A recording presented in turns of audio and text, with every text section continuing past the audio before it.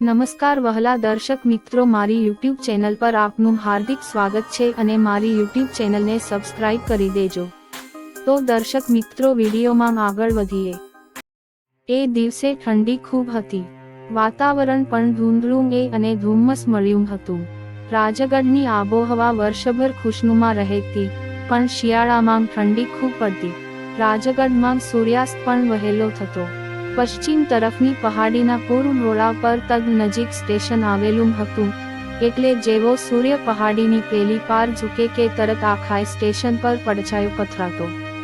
6:30 વાગતામાં તો એ પડછાયો કાળો થઈ જતો અને સ્ટેશન પર અંધારપી છોડી છવાતી। 8 વાગ્યે 19 આવતી, એ પછી જ હું ઘેર જતો, પણ ક્યારેક વહેલો પણ ચાલી જતો। નાનકડા સ્ટેશન પર એમ સ્ટેશન માસ્તર ની જવાબદારી 24 કલાકની હોય છે, એટલે મારા કોઈ નિયત ટાઈમિંગ્સ ન હતા। દક્ષિણ તરફના હોમ સિગ્નલથી થોડેક અંતરે મારું ક્વાર્ટર્સ હતું। રાજગઢ જેવા ત્રીજા દરજ્જાના સ્ટેશનની સરખામણીએ એ ક્વાર્ટર્સ મહેલ જેવું ગણાય, પણ અંગ્રેજ સામંતશાહી અને રજવાડાના અવશેષરૂપ એ ક્વાર્ટર્સ સાથે મને તો પ્રેમ થઈ ગયો હતો। નાનકડું, મહેંદીની વાડવાળું કમ્પાઉન્ડ, પતરાની રેલિંગ માંથી બનાવેલો ઝાંપો, ઝાંપા પર એવી જ રેલિંગ વાળીને બનાવેલી કમાન અને કમાન પર છાઈ ગયેલી બોગનવેલની ઘટા। WR માર્કાવાળો ઝાંપો ખોલીને અંદર પેસો એટલે ડાબી તરફ નાનકડી લોન, જમણી તરફ શાકભાજીના ક્યારા, ઓસરી ચડીને દીવાનખાનામાં જાઓ એટલે ફરી પાછી અંગ્રેજી ઠાઠની ઝાંખી થાય। દીવાનખાનામાં મોટી પટ્ટાવાળી શેતરંજી અને એક જૂનો દીવાન, એક દિવાલમાં બનાવેલું ફાયરપ્લેસ તાપણિયું અને તાપણિયા નજીક મૂકેલી તોતિંગ સોફાચર। સ્ટેશન માસ્તર તરીકે અહીં આવે મને 1.5 વર્ષ થઈ ગયું હતું। આમ તો રાજગઢ એક ફ્લેગ સ્ટેશનથી વધારે ઊંચા દરજ્જાનું સ્ટેશન ન ગણાય, પણ જ્યારથી રાજગઢ નજીકના વિસ્તારોમાંથી તાંબુ અને લિગ્નાઇટ મળી આવ્યું ત્યારથી તેના દરજ્જામાં થોડો ફેર પડ્યો હતો। દિલ્હી અને અલવર તરફ જતી મીટરગેજની ડબલ લાઇન ઉપરાંત 7 લૂપ લાઇનો ત્યાં નાંખવામાં આવેલી। ગુડ્સ માટેના 4 કાચાં પ્લેટફોર્મ બંધાયાં હતાં। એક ક્રેન, ઊંટો, ડીઝલથી ચાલતો શોવેલ અને એક શક્ટિંગ એન્જિન એ જૂના સ્ટેશનની અસ્કામતોમાં ઉમેરાયાં હતાં। એ દિવસે હું લગભગ 6 વાગ્યાનો મારા ક્વાર્ટર્સ પર પહોંચ્યો હતો। અંધારું છવાયું હતું। વોટરમન રામતિહાર કંદીલો સાફ કરતો હતો। તેની પત્ની મારે માટે રાતનું જમવાનું બનાવીને ચાલી ગઈ હતી। હું પડે એકલો જ હતો, એટલે વોટરમન રામતિહાર અને તેની પત્ની સોનકલી મારા ઘરની દેખભાળ રાખતાં। એ બંને જણ પણ મારા ક્વાર્ટર્સથી એક ખેતરવા દૂર રેલવે ક્વાર્ટર્સમાં રહેતાં। મેં જમવાનું વહેલું પતાવી લીધું અને રામતિહારે ડીશો ઉઠાવીને પેન્ટ્રીમાં મૂકી। દીવાનખાનામાં 2 લાલટેનો લગાવીને તેને ઘરમાં અજવાળું કર્યું। મારે માટે તેને હુક્કો ભરીને તાપણિયા પાસેની સોફાચરમાં ગોઠવ્યો। તાપણિયામાં કોલસા નાખીને તેને આગ પેટાવી। થોડો ધુમાડો દીવાનખંડમાં પ્રસર્યો અને થોડી વાર પછી ધુમાડિયામાં થઈને ઉપર વહેવા માંડ્યો। રાજગઢ આવ્યા પછી મેં હુક્કો પીવાનો ચાલુ કર્યો હતો। મને જિંદગીમાં 2 જ શોખ હતા, એક નિશાનબાજીનો અને બીજો વાંચવા લખવાનો। તેમાં રાજગઢમાં આવ્યા પછી ત્રીજો શોખ લાગ્યો હતો હુક્કો ગગડાવવાનો। 8 વાગ્યે 19 દિલ્હી એક્સપ્રેસ રવાના થાય એટલે હું ઘેર પાછો આવતો, તે પહેલાં જ રામતિહાર બધું તૈયાર રાખતો। ઉનાળામાં હુક્કો અને ગાર્ડન ચર મારા ક્વાર્ટર્સના બગીચાની નાનકડી લોનમાં ગોઠવાતાં, શિયાળામાં તાપણિયા સામે અજમેરથી દર અઠવાડિયે મારે માટે આવતાં છાપાં, સામયિકો અને પુસ્તકો વાંચતો અને મોડી રાત સુધી હુક્કો ગગડાવતો બેસતો।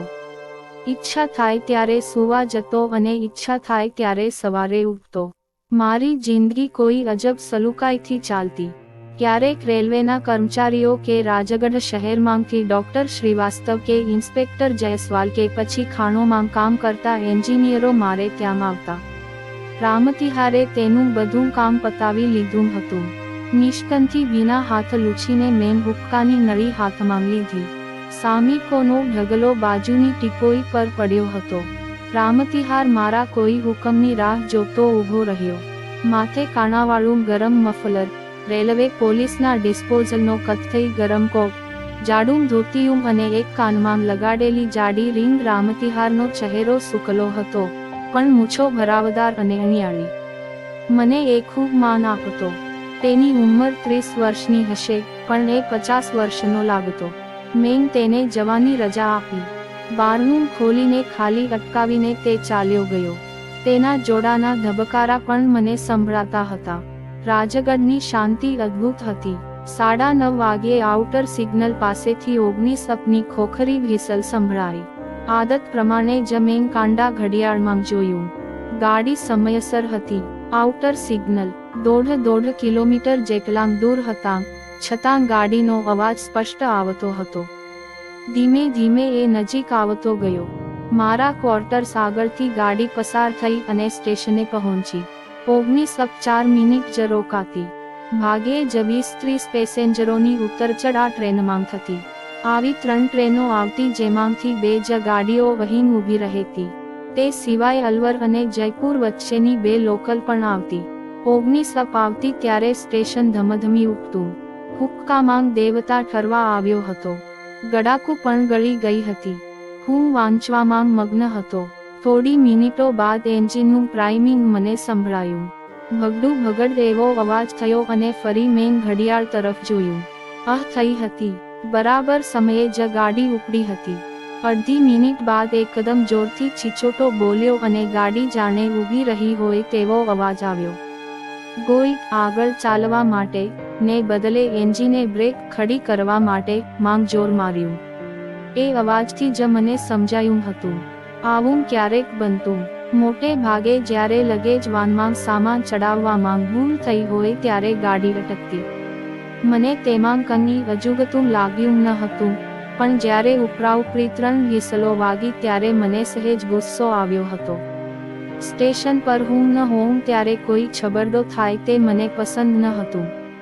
એટલું જ નહીં, એમાં મારે પણ ખુલાસો આપવાની પરિસ્થિતિ ઊભી થાય. વળી રાજગઢથી એન્જિન ઉપાડે તે પહેલાં ફાયરમનોએ 150-200 શોવેલ કોલસા ફાયર બોક્સમાં ઝીંકવા પડે, કારણ કે અલવર તરફની રેલ લાઇન ઢોળાવવાળી છે અને ટ્રેન ખેંચવા સ્ટીમ પ્રેશર વધારવું પડે. એટલે જો ગાડી વધુ વાર થોભાવવી હોય તો પ્રેશર પણ ઘટાડવું પડે. પરિણામે ફાયરમનો ગાળો દીધા વગર ન રહે. બરાબર એવું જ થયું. બીજી વાર પણ ભગડ અવાજ સાથે એન્જિન પ્રાઇમ થયું. પૈડાં પાટા પર જ ખિસકાયા, પણ ગાડી ઉપડી નહીં. એકાએક સ્ટીમ છોડવામાં આવી. મને ખ્યાલ આવ્યો કે ગાડી કોઈ પણ કારણસર અટકી છે. મેં ફરી ઘડિયાળમાં જોયું. સવારે 9:40 થવા આવી હતી. જરૂર કંઈક મુસીબત ઊભી થઈ હશે. મારા મનમાં વિચાર આવ્યો. હું ઊભો થયો. મેં ઝડપથી લેંઘો અને કુર્તો કાઢી નાખ્યા અને પાટલું પહેર્યું. હું હેંગરમાંથી ખમીસ કાઢીને પહેરવા જતો હતો ત્યાં જ મારો ઝાંપો ખખડ્યો. બારણું તો ખાલી જ વાસેલું હતું. કોઈએ ઝડપથી બારણું ખોલ્યું અને અંદરથી વાસ્યું. હું તે વખતે બેડરૂમમાં હતો. ખમીસ હાથમાં જ રાખીને હું દીવાનખંડમાં આવ્યો અને ચકિત થઈ ગયો. બારણું વાસીને પીઠ બારણા પર ટેકવીને એક યુવતી હાંફતી ઊભી હતી. હું તેને કંઈ પૂછું, તેને બરાબર જોઉં તે પહેલાં જ તે મારી નજીક દોડી આવી. તેને બંને હાથે મને પકડી લીધો અને બોલી ઉઠી, બારણું ન ઉઘાડતા, એ લોકો મને મારી નાખશે. પ્લીઝ, બારણું ન ઉઘાડતા. તે એટલા જોરથી હાંફતી હતી કે તેનાથી બોલાતું પણ ન હતું. તેની છાતી ધમણની માફક જોરથી ફૂલાતી હતી. તેના ચહેરા પર આવી ઠંડીમાં પણ પરસેવાની ભીનાશ આવતી હતી. પણ તમે, હું તેને પૂછવા ગયો, હું બધું જ તમને કહું છું. તમે બારણું ન ઉઘાડશો. મારે અહીં સતાવવું છે. મને એ લોકો મારી નાખશે. They would kill me. They would kill me. ફરી વાર ગાડીની વ્હિસલ વાગી. સ્ટીમ છોડવાનું બંધ થયું. હવે દૂરથી આવતા સ્ટેશન પરના અવાજો મને સંભળાતા હતા. તમને કોઈ મારવાનું નથી. તમે ક્યાંથી આવ્યા? મેં પેલી યુવતીને પૂછ્યું અને પહેલી વાર મેં તેનો ચહેરો બરાબર જોયો. તમે પ્રશ્નો ન પૂછો. તમે મને સંતાડી દો. હું તે ટ્રેનમાંથી આવી છું. તે બોલી હતી ત્યાં જ મેં કોઈ દોડતું આવતું હોય તેવાં પગલાં સાંભળ્યા. એ ઓરતે પણ સાંભળ્યા. એ લોકો આવ્યા. મને સંતાડી દો પ્લીઝ, કહીને જમણી બાજુના દરવાજા તરફ દોડી. મારે શું કરવું તે ઘડીભર મને સમજાયું નહીં. તદ્દન યાંત્રિક ઢબે મેં એ યુવતીને દાદરા નીચેના માળિયા જેવા સ્ટોરરૂમમાં ધકેલ દીધી. તે જ વખતે બારણે ટકોરા થયા. હું બારણા પાસે ગયો. ક્ષણવાર મેં શ્વાસ લઈને બારણું ખોલ્યું. બારણાની બહાર કોઈ આદમી ઊભો હતો. તે પણ જોરથી હાંફતો હતો. એક્સક્યુઝ મી, અહીં કોઈ આવ્યું છે? તેણે પૂછ્યું.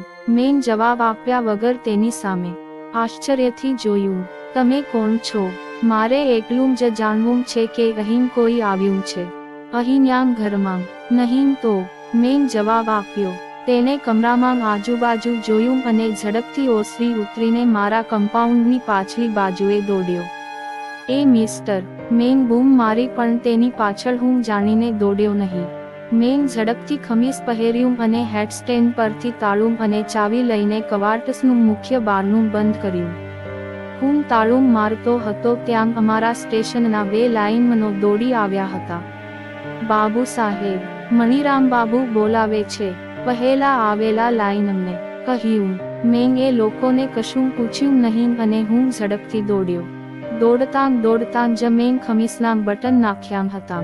સ્ટેશન ઉપર કોઈ ખાસ વિચિત્ર હલચલ ન હતી. અડધા લોકો ગાડીમાંથી નીચે ઉતર્યા હતા. રાજગઢના પિસ્તોલવાળાએ તેના બંને સ્ટવ ધમધમાવ્યા હતા. ફર્સ્ટ ક્લાસના ડબ્બા પાસે થોડી ધાંધલ હતી. Engine driver Jadav, fireman Som, train guard રાજગઢનો બુકિંગ ક્લાર્ક મણિરામ, ફર્સ્ટ ક્લાસનો કંડક્ટર બેજન પાવરી, રાજગઢ સ્ટેશન પરના નાઇટ સ્યુટીવાળા 2 કોન્સ્ટેબલ અને ફર્સ્ટ ક્લાસના થોડા પેસેન્જર ત્યાં ઊભા હતા. બોગી નંગ .34969 માંથી કોઈએ સાંકળ ખેંચીને ગાડી થોભાવી હતી. આખી બોગીના 16 કમ્પાર્ટમેન્ટમાંથી છેલ્લા કમ્પાર્ટમેન્ટમાં સાંકળ ખેંચાઈ હતી. એ કમ્પાર્ટમેન્ટ તદ્દન ખાલી હતો. ફક્ત એક જ સુટકેસ ત્યાં પડી હતી અને રેલવે તરફથી મળતું બેડિંગ પથરાયેલું હતું. ઉપરના ભાગમાં પાણીનો કુંજો અને એક કરંડીયો પડેલો હતો. શું થયું છે? મેં મણિરામને પૂછ્યું. કોઈએ વેક્યુમ રિલીઝ કર્યું છે, પણ કમ્પાર્ટમેન્ટમાં કોઈ નથી. અમે રાહ જોઈએ છીએ. કદાચ સેન્જરો ઉતરીને કંઈક ગયા હોય, બેજને જવાબ આપ્યો. હું સહેજ ચોંક્યો. કેટલા પેસેન્જર હતા આમાં? મેં પૂછ્યું. એક જ કોઈ બાઈ હતી. બીજા 2 જણ આગળ ઉતરી ગયા હતા. છેલ્લી એક ઓરત હતી, Mrs Sampat. Mrs R K Sampat, કંડક્ટરે કહ્યું. હું મૂંઝાયો. ઘડીભર મને કહેવાનું મન થયું કે એ બાઈ મારા ક્વાર્ટર્સમાં છે, પણ હું બોલ્યો નહીં. શા માટે બોલ્યો નહીં તેની મને આજ સુધી ખબર નથી. જો તે વખતે મેં કહી દીધું હોત તો કદાચ મારા જીવનમાં આવેલી એક ભયાનક આફત હું ટાળી શક્યો હોત. થોડી વારમાં બોગીના અન્ય કમ્પાર્ટમેન્ટના બારણા ખુલ્યા અને વિવિધ પ્રકારના પેસેન્જરો બહાર આવ્યા. સૌએ ગાડી કેમ અટકી છે તેની પૂછપરછ આદરી. પેલા કંડક્ટર બેજન પાવરીને લઈને રેલવે પોલીસ કોન્સ્ટેબલો આખી ટ્રેનનું ચક્કર કાપી આવ્યા, પણ ક્યાંને તેમને ફર્સ્ટ ક્લાસમાંથી ઉતરી ગયેલી ઓરત મિસિસ સંપત મળી ન આવી. 10 વાગી ગયા હતા. ડ્રાઈવર જાદવ હવે ખીજાયો હતો. શું કરવું છે હવે? શિરસ્તા મુજબ ગાડી રોકવાનો કોઈ અર્થ ન હતો. જે કમ્પાર્ટમેન્ટમાંથી મિસિસ સંપત ઉતરી ગઈ હતી તેને તાળું મારીને સીલ કરવામાં આવ્યું, જેથી અલવર અને અજમેર ડિવિઝનના પોલીસ અધિકારીઓ તપાસ કરી શકે. કંઈક અવનવીન અટકળો સાથે પેસેન્જરો પાછા પોતપોતાની જગ્યાએ ચાલી ગયા. એન્જિન ડ્રાઈવરને મેન ડિલેનો મેમો આપ્યો. ટેલિગ્રાફથી અલવર પર સૂચના પણ મોકલવામાં આવી. બીજી 15 મિનિટ વીતી અને ગાડી ઉપાડવા માટે સિગ્નલ આપ્યું. ફરી એકવાર એન્જિનની વિસલ રણકી ઉઠી. દોડધામ કરતા પ્લેટફોર્મ પર ઉતરેલા લોકો ડબ્બાઓમાં ચડી ગયા. વેક્યુમને કારણે પકડાયેલા પિસ્ટન છૂટા કરવામાં આવ્યા. વ્હીલ પાટા ઉપર સરક્યા. સહેજ સ્ટીમનો ગોટ બહાર આવ્યો અને ટ્રેન ઉપડી. તે સાથે જ મારા હૃદયમાં કંઈક અજબ ધ્રુજારી થઈ આવી. 15 મિનિટ બાદ હું ઘેર પહોંચ્યો. શું થયું હશે તેની અટકળ અને ચર્ચા કરવા માટે મણિરામ અને સ્ટેશન પર ગપ્પા મારવા આવેલા શંભુનાથ હેડમાસ્ટરને મારે ઘેર આવવાની ઈચ્છા હતી, પણ ગમે તેમ કરીને મેં તેમને ટાળ્યા. હું સ્ટેશનની બહાર નીકળતો હતો ત્યારે ઘોડાગાડીમાં ગોઠવાઈને કોઈ બે આદમીઓ રાજગઢ તરફ જતા હતા. મારું ધ્યાન તેમના તરફ પડ્યું, કારણ કે બંને જણાએ સુંદર લેધર જેકેટ પહેર્યા હતા અને ઘોડાગાડી સ્ટેશનની બહાર થાંભલા પર ઊભી કરેલી કિસન લાઇટની પાસે ઊભી હતી. આજુબાજુના ઘોર અંધકારમાં ઘાસલેટથી બળતી એ લાઇટ ઇલેક્ટ્રિક ફ્લડ જેવું અજવાળું ફેંકતી હતી. મણિરામ પાછો સ્ટેશન પર ગયો અને શંભુનાથ મારી સાથે થોડે સુધી આવ્યો અને પછી રાજગઢ જતી સડક પર ચાલી ગયો. મારા ઝાંપા આગળ હું થોડી વાર ઊભો રહ્યો. મારી ઓસરીમાં લગાડેલા ફાનસનું અજવાળું આજુબાજુ ફેલાઈ રહ્યું હતું. મેન કમ્પાઉન્ડને ફરતે એક આંટો માર્યો. ક્યાંય કોઈ ન હતું. ઓસરીમાં આવીને ફરીથી મેન આજુબાજુ જોઈ લીધું અને તાળું ખોલ્યું.